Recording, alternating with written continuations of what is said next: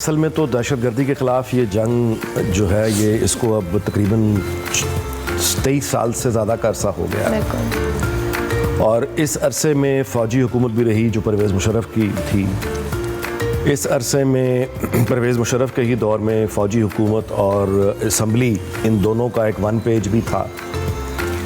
इसी दहशतगर्दी के ख़िलाफ़ जंग में 2008 के इलेक्शन हुए, 2013 के इलेक्शन हुए, 2018 के इलेक्शन हुए और वहाँ भी हमने देखा अस्करी क़यादतें वहाँ बदलती गईं। परवेज़ मुशर्रफ आए, उसके बाद फिर अशफाक़ परवेज़ कियानी आए, राहील शरीफ आए, क़मर जावेद बाजवा आए और सियासी चेहरे भी वहाँ बदलते रहे। आपने देखा कि नवाज़ शरीफ आए, पीपल्स पार्टी की पहले हुकूमत रही, यूसुफ रज़ा गिलानी, राजा परवेज़ अशरफ, फिर नवाज़ शरीफ, फिर शाहिद खाकान अब्बासी, फिर PTI की गवर्नमेंट और अब ये।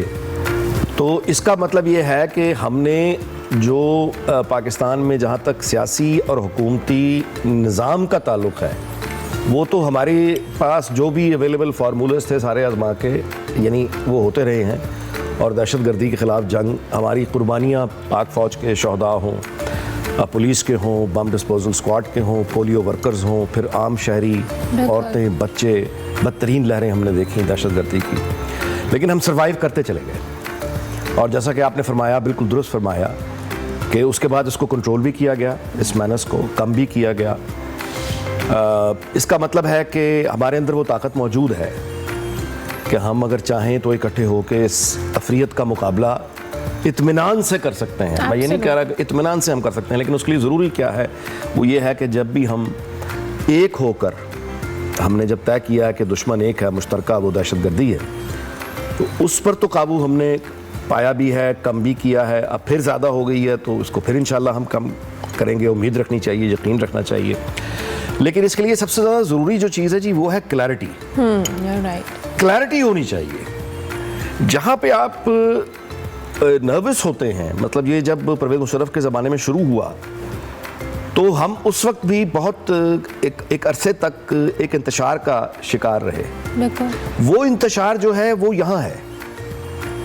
वो जो इंतशार है उसका सबूत, जब मैं कहता हूँ यहाँ है तो उसका सबूत हुआ है कि मिसाल के तौर पे अफगानिस्तान में जब तालिबान ने कब्जा किया तो हमारे यहाँ अक्रॉस द स्पेक्ट्रम किसी का ताल्लुक किसी भी सियासी जमात से था, सब ने उसको सेलिब्रेट किया और सब ने कहा कि उस वक्त वज़ीर आज़म ने कहा जो गुलामी की जंजीरें तोड़ दी और बड़े नारे लगाए गए। यहाँ मसला, अब आप समझ रही हैं कि प्रॉब्लम कहाँ है। तो जब तक ये क्लैरिटी नहीं आती कि टेररिस्ट है कौन,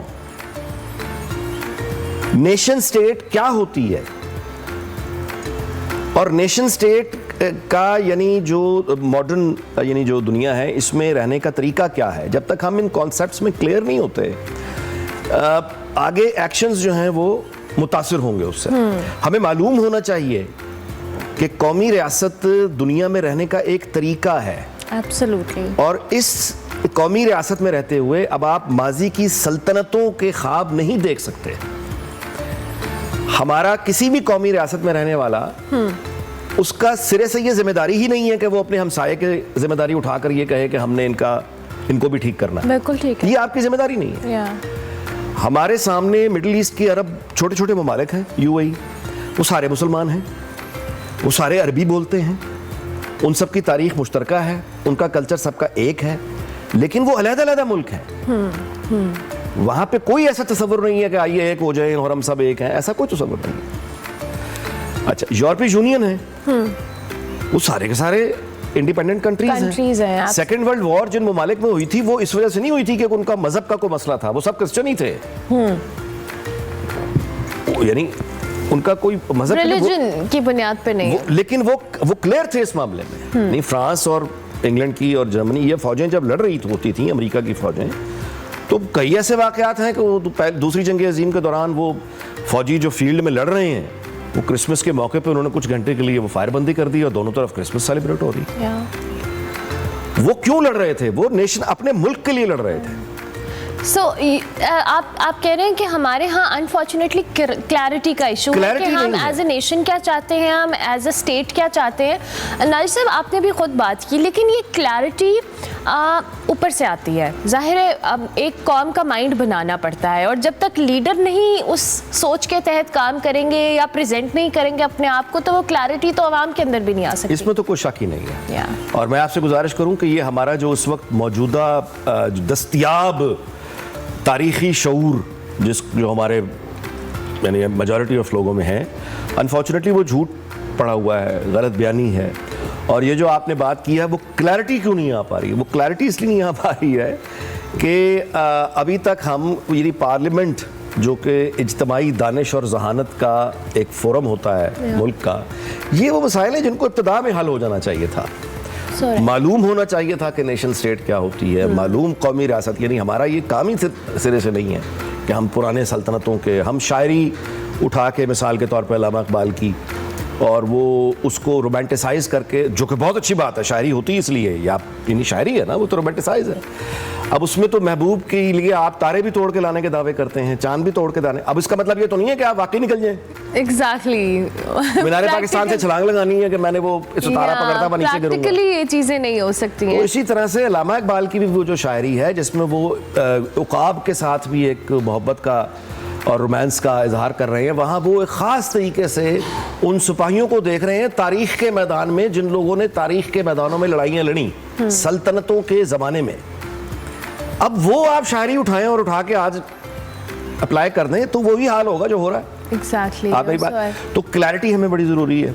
और उसके लिए हमें इस वक्त देखिए जो इंतज़ाम संभालने वाले लोग हैं, ज़िम्मेदार हैं, वफाकी हुकूमत है या अस्करी क़यादत है, जनरल आसिम मुनीर के बारे में अच्छी खबर ये है कि वो कम अज़ कम अपने कॉन्सेप्ट्स में बहुत क्लियर हैं, चूँकि हाफ़िज़ कुरान भी हैं, तो वो बहुत क्लियर हैं। तो वो फिर कुरान की आयतें कोट करके बता रहे होते हैं कि ये जो काम तुम इस्लाम के नाम पे कर रहे हो ये फसाद है, ये दहशत गर्दी है। आपको पता है कि बरतानिया में अभी जो फसाद हुए हैं जी, वो एक झूठी खबर एग्जैक्टली के ऊपर फसाद हो गए किया गया है। लेकिन जो असल बात है बरतानिया में, जो हमारे लिए बहुत बड़ा सबक है सीखने के लिए, वहाँ क्या हुआ जी, वहाँ बिल्कुल यही बातें हुई। टॉमी रॉबिन्सन मिसाल के तौर पे एक आदमी है, झूठा अकाउंट चलाता है ट्विटर पे, और वो हर एंटी मुस्लिम है, तो वो हर प्रॉब्लम जो है वो मुसलमानों की वजह से है, हर प्रॉब्लम इमिग्रेंट्स की वजह से है, इनकी वजह से, अफलां की वजह से है। ट्विटर जो था फॉर्मर, उन्होंने उसका अकाउंट क्लोज कर दिया क्योंकि वो झूठ बोल रहा था, झूठ को प्रमोट कर रहा था। इलॉन मस्क आ गया, इलॉन मस्क ने आके वो सारे अकाउंट्स खोल दिए जिनको ट्विटर ने बैन किया था, और ये कहकर खोले कि ये आज़ादी इज़हार राय पर, यानी फ्रीडम ऑफ स्पीच। मैं आपको बताऊं कि ये क्लासिक एग्जांपल है कि वो हमारे यहाँ शालमी का कोई सेठ हो, चनियोट का कोई सेठ हो, या इलॉन मस्क हो, बुनियादी तौर पे ये जो न्यू लिबरल इकोनॉमी है ना, इसकी अखलाकियात ये हैं कि अगर आपके पास पैसा है तो आप ज़हीन भी हैं, आप दानिश्वर भी हैं, आप यानी दुनिया के हर काम के मास्टर हैं अगर आपके पास पैसा है। ये है न्यू लिबरल स्टैंडर्ड सेट कर दिया। अब बैटरियां ठीक करता हुआ एक आदमी आया है जो अपने काम में बहुत कमाल है। इलॉन मस्क ने जो कंट्रीब्यूशन ह्यूमन सिविलाइजेशन में है, सलूट है उसको। लेकिन इसका मतलब ये नहीं है कि वो हिस्ट्री का या पॉलिटिक्स का या सोशल साइंसेस का एक्सपर्ट है और अब वो मुल्कों को बताएगा, कौमों को, कि रहने का तरीका क्या है। फ्रीडम ऑफ स्पीच के नाम पे उसने फसादी अकाउंट खोल दिया। इंग्लैंड के बारे में उसने कमेंट दिया कि civil war is inevitable in the UK. ये ऐसा ही, ये तो बहुत ही भयानक कमेंट है। किसी मुल्क के बारे में आप कह रहे हैं सिविल वॉर शुरू, उसके ऊपर पूरी देखने रद्द अमल को देखिए। पहले बरतानवी हुकूमत की तरफ से जवाब आया, उन्होंने कहा, उसके बाद उन्होंने वो जो सोशल मीडिया पोस्ट्स थी उनको उठाना शुरू किया और अदलिया 24 घंटे लगाई। एक पोस्ट करने पर 18 महीने की उन्होंने सजाएं दी, और उन लोगों को भी दी, मतलब 13-14 साल के बच्चे को भी दी, उस खातून को भी दी जो अपने घर में सिर्फ अपने खाविन की तीमारदारी करती थी, उसको भी 18 महीने की जेल दी, और जो ताकतवर थे यानी 69 इयर्स ओल्ड मैन, उसको भी दी। कानून सबके लिए। तो उन्होंने उसका जवाब इंग्लैंड में उन्होंने, अच्छा, लेकिन असल चीज ये नहीं है कि हुकूमत ने क्या किया, अदलिया ने क्या किया, मीडिया, असल बात यह है कि जो मुकामी कौम है अंग्रेज, उन्होंने क्या किया। वेल्स हो, स्कॉटलैंड हो, आयरलैंड हो, इंग्लैंड हो, लोग निकले और उन्होंने क्या कहा, उन्होंने कहा कि नॉट इन माई नेम, उन्होंने कहा कि तुम ये जो इंग्लैंड का नाम लेके फसाद कर रहे हो कि तुम्हें इंग्लैंड से प्यार है, तुम्हें इंग्लैंड की सकाफत से प्यार है, तुम्हें इसलिए बाहर की सकाफतें बुरी लगती हैं कि तुम्हें इंग्लिश, यानी ये जो सेंट जॉर्ज, वो जो वाइट फ्लैग है इंग्लैंड का, तुम्हें इसका, तुम ये झंडा उठाते हो और तुम फसाद करते हो, ना तुम्हारा इंग्लैंड से कोई ताल्लुक है, ना तुम्हारी हमारी हिस्ट्री से कोई ताल्लुक है, तुम सिर्फ और सिर्फ फसादी हो। इसको कहते हैं क्लैरिटी।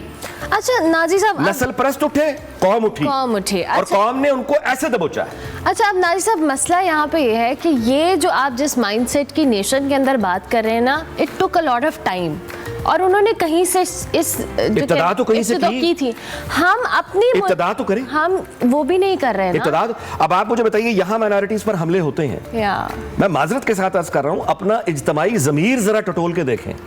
हमारे यहाँ अकलियतों पर हमले होते हैं। सियालकोट पर मिसाल के तौर पे पूरी कौम को शर्मिंदगी उठानी पड़ी, श्रीलंका के बंदे को झूठा इल्जाम लगा के। आप मुझे बताइए, कभी सिविल सोसाइटी, जिस चीज का नाम हमने सिविल सोसाइटी रखा हुआ है, ये लोग निकल के इन्होंने कभी मोमबत्तियां लिबर्टी में जलाई?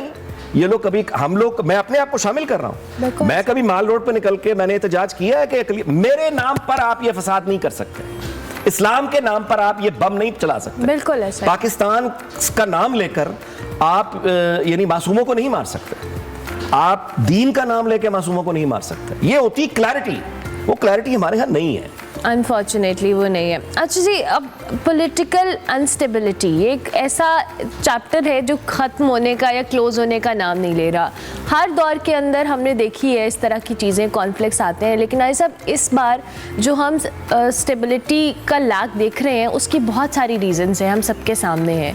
हमने सियासी अपने मफादात को प्रायोरिटी पर रख कर अवामी मसाइल को कहीं बहुत पीछे कर दिया है, और उसी वजह से आपस के जो इख्तलाफात हैं वो हम सबको एज ए नेशन हम उससे सफ़र कर रहे हैं। कैसे आएगी ये स्टेबिलिटी?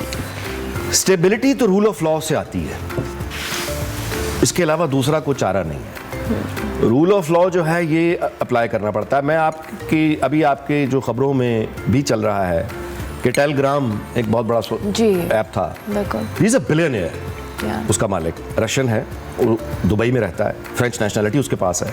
आपको पता है कि जब उसे गिरफ्तार किया, वो पेरिस एयरपोर्ट पर अपने प्राइवेट प्लेन का इंतजार कर रहा था, अपने जाती जहाज में जिसमें बैठ कर उसने जाना था। Rule of law French authorities ने पकड़ा है और उस पर वो कानून लागू किया कि जो पब्लिशिंग हाउस पर होते हैं, आपने मेरी किताब छाप दी, आप बर्रियो ज़िम्मा नहीं हो सकते कि किताब में क्या छपा है मेरा कोई ताल्लुक नहीं है, आपने छापी है या मेरी बात समझ। तो रूल ऑफ लॉ, जब तक हमारे यहाँ वो रूल ऑफ लॉ, उसके लिए हमें यानी एफर्ट करनी है, और वो जब तक स्टैब्लिश नहीं होगा स्टेबिलिटी नहीं आ सकती। देखिए, मैं आपसे गुजारिश करूं कि स्टेबिलिटी का ताल्लुक अब ये आज की दुनिया में साबित है कि स्टेबिलिटी जो है किसी भी मईशत को फलने फूलने के लिए जिस चीज़ से गरज होती है वो स्टेबिलिटी है, पॉलिटिकल सिस्टम नहीं है। स्टेबिलिटी आप दुबई की आमरीत में ले आएं, स्टेबिलिटी आप सऊदी अरब की आमरीत बादशाहत में ले आएं, स्टेबिलिटी आप चीन की कम्युनिस्ट पार्टी की आमरीत में ले आएं, स्टेबिलिटी आप जर्मनी, फ्रांस, इंग्लैंड की जमहूरियतों में ले आएं। असल चीज़ ही स्टेबिलिटी है। जितनी स्टेबल आप होते चले जाएंगे, सिंगापुर स्टेट, छोटी सी सिटी स्टेट, आप उनका राइज देखें क्या है। ताइवान देखिए, छोटा सा मुल्क है, उनकी एक कंपनी इस वक्त दुनिया में सेमीकंडक्टर बनाने में, मतलब इतनी बड़ी कंपनी हो चुकी है कि एक है इमर्जिंग पावर चाइना, दूसरी मौजूदा पावर सुपर पावर, दोनों की लड़ाई ताइवान की टेक्नोलॉजी पर हो रही है। इमेजिन कि उनकी प्रायोरिटीज क्या हैं और उनका विजन क्या है कि वो टेक्नोलॉजी की बेस के ऊपर आपस में। अभी आप देखिए, मैं आपसे गुजारिश करूं, मैं हमारे यहाँ जिस चीज़ पर असल दुख होता है ना, वो ये है कि हमारे यहाँ, मैं तो अपनी फील्ड की बात करूंगा, मीडिया की। मेरा चूंकि एक बैकग्राउंड ड्रामे का भी है, मैं दयानतदारी से बता रहा हूं कि हमारे यहाँ इस कदर क्लास और क्वालिटी का डायरेक्टर बैठा है, एक्टर्स हैं,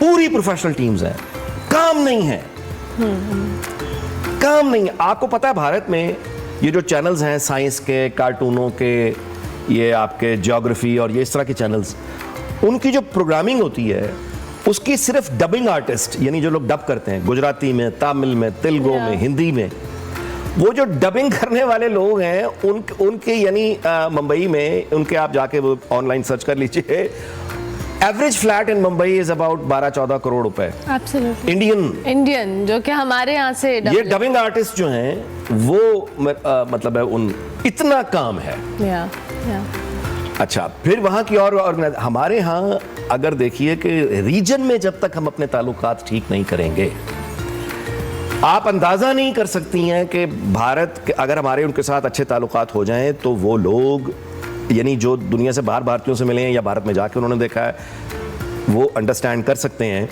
कि अगर आपको मसलन मुझे अमृतसर जाने का इत्तफाक हुआ, आप तसव्वुर नहीं कर सकती हैं कि वहाँ पे शॉप में जाके आप सिर्फ इतना बता दें कि आप लाहौर से आए हैं सर, बस उसके बाद वेलकम मिलता है आपको। मैं कहता हूं कि वो शॉप वाला सारे काम दुनिया के छोड़ देगा, उसको समझ नहीं आएगी कि वो आपकी खिदमत क्या करे। लोगों को मालूम है, कोई आपसे पूछेगा अच्छा जी आप लाहौर से आए, ओ जी भगवानपुरा है जी अब तक, ओ जी एक दयाल सिंह कॉलेज होता था वो है जी, ओ जी वो मंडी बहाउद्दीन कैसी है जी, वो आपसे दीवानों की तरह यानी वो करते हैं। बिल्कुल, मट्टी उठा के लेके जाते हैं लाहौर की शॉपिंग बैग में डाल के।